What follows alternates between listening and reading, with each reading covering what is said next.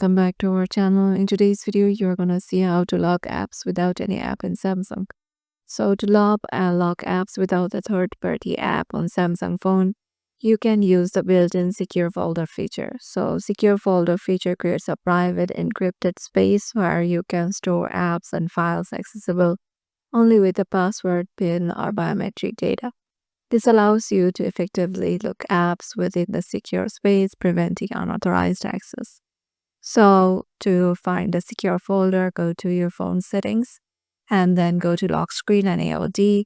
And here you will find the biometrics and security where you can find secure log settings. So you have to go there, give your phone's password, and then try to set up your secure log settings and secure folder. So yeah, this is how you can just do it. Hope this video will help you out and we'll see you in the next one.